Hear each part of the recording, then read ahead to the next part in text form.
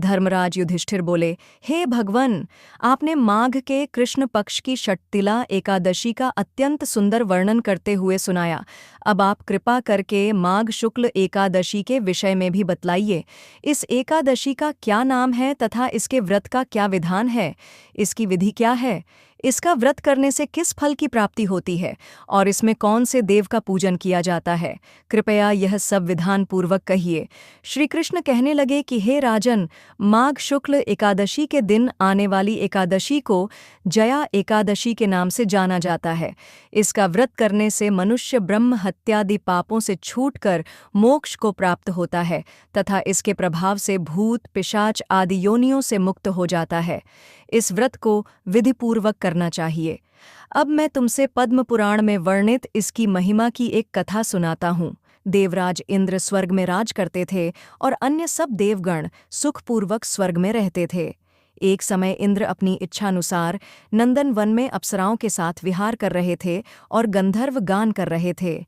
उन गंधर्वों में प्रसिद्ध पुष्पदंत तथा उसकी कन्या पुष्पवती और चित्रसेन तथा उसकी स्त्री मालिनी भी उपस्थित थे। साथ ही मालिनी का पुत्र पुष्पवान और उसका पुत्र माल्यवान भी उपस्थित थे। पुष्पवती गंधर्व कन्या माल्यवान को देखकर उस पर मोहित हो गई और माल्यवान पर कामबाण चलाने लगी। उसने अपने रूप लावण्य और हाव भाव से माल्यवान को वश में कर लिया। हे राजन, वह पुष्पवती अत्यंत सुंदर थी। अब वे इंद्र को प्रसन्न करने के लिए गान करने लगे, परंतु परस्पर मोहित हो जाने के कारण उनका चित्त भ्रमित हो गया था। इनके ठीक प्रकार न गाने तथा स्वर ताल ठीक नहीं होने से इंद्र इनके प्रेम को समझ गया और उन्होंने इसमें अपना अपमान समझकर उनको शाप दे दिया।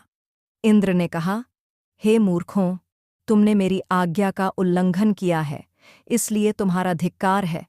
अब तुम दोनों स्त्री पुरुष के रूप में मृत्यु लोक में जाकर पिशाच रूप धारण करो और अपने कर्म का फल भोगो। इंद्र का ऐसा शाप सुनकर वे अत्यंत दुखी हुए और हिमालय पर्वत पर दुखपूर्वक अपना जीवन व्यतीत करने लगे। उन्हें गंध, रस तथा स्पर्श आदि का कुछ भी ज्ञान नहीं था। वहाँ उनको महान दुख मिल रहे थे। उन्हें एक क्षण के लिए भी निद्रा नहीं आती थी। उस जगह अत्यंत शीत था, इससे उनके रोंगटे खड़े रहते और मारे शीत के दांत बजते रहते। एक दिन पिशाच ने अपनी स्त्री से कहा कि पिछले जन्म में हमने ऐसे कौन से पाप किए थे जिससे हमको यह दुखदायी पिशाच योनि प्राप्त हुई। इस पिशाच योनि से तो नर्क के दुख सहना ही उत्तम है। अतः हमें अब किसी प्रकार का पाप नहीं करना चाहिए। इस प्रकार विचार करते हुए वे अपने दिन व्यतीत कर रहे थे। दैव्य योग से तभी माघ मास में शुक्ल पक्ष की जया नामक एकादशी आई। उस दिन उन्होंने कुछ भी भोजन नहीं किया एवं अच्छे अच्छे कार्य किए। केवल फल फूल खाकर ही दिन व्यतीत किया और सायंकाल के समय दुखी अवस्था में पीपल के वृक्ष के नीचे बैठ गए। उस समय सूर्य भगवान अस्त हो रहे थे। उस रात को अत्यंत ठंड थी। इस कारण वे दोनों शीत के मारे अति दुखित होकर मृतक के समान आपस में चिपटे हुए पड़े रहे। उस रात्रि को उनको निद्रा भी नहीं आई। जया एकादशी के उपवास और रात्रि के जागरण से दूसरे दिन प्रभात होते ही उनकी पिशाच योनि से उन्हें छुटकारा मिला। अत्यंत सुंदर गंधर्व और अप्सरा की देह धारण कर, सुंदर वस्त्राभूषणों से अलंकृत होकर उन्होंने स्वर्गलोक को प्रस्थान किया। उस समय आकाश में देवता उनकी स्तुति करते हुए पुष्प वर्षा करने लगे। स्वर्गलोक में जाकर दोनों ने देवराज इंद्र को प्रणाम किया। देवराज इंद्र इनको पहले रूप में देखकर अत्यंत आश्चर्यचकित हुए एवं पूछने लगे कि तुमने अपनी यह पिशाच योनि से किस प्रकार छुटकारा पाया, अतः हमें यह सब बतलाइए।